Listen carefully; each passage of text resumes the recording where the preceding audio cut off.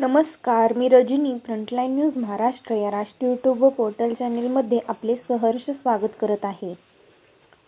आदमापूर भाकणुकीचा कार्यक्रम संपन्न. आदमापुरामध्ये पारंपरिक भाकणुकीचा कार्यक्रम. बाळूमामा भंडारा उत्सवात भाविकांची मोठी उपस्थिती. देश-विदेशातील घडामोडींवर भाकीत महागाई व नैसर्गिक संकटाबाबत इशारा.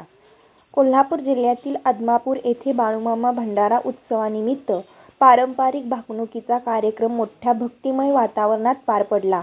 या भाकणुकीत वाघापूरचे कृष्णा डोने महाराज यांनी आगामी काळातील सामाजिक, राजकीय आणि नैसर्गिक घडामोडींविषयी भाकीत करत भाविकांचे लक्ष वेधून घेतले.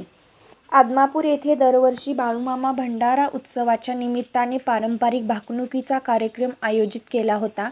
यंदाही मोठ्या संख्येने भाविक उपस्थित राहून हा कार्यक्रम उत्साहात पार पडला. यावेळी वाघापूरकर कृष्णा डोने महाराज यांनी देश-विदेशातील परिस्थितीवर भाष्य करत आगामी काळात जगभरात तणाव वाढण्याची शक्यता व्यक्त केली. तसेच आर्थिक परिस्थितीत चढ-उतार होऊन महागाईचा फटका सामान्य नागरिकांना बसू शकतो, असेही त्यांनी सांगितले.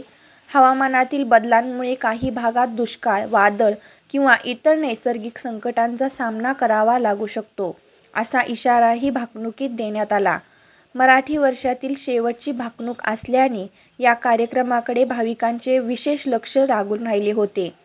बाळूमामांच्या कृपेने आदमापूर हे श्रद्धास्थान म्हणून अधिक प्रसिद्ध होत असून दरवर्षी या उत्सवासाठी राज्यभरातून भाविक मोठ्या संख्येने येथे दाखल होत असल्याचे चित्र पाहायला मिळत आहे.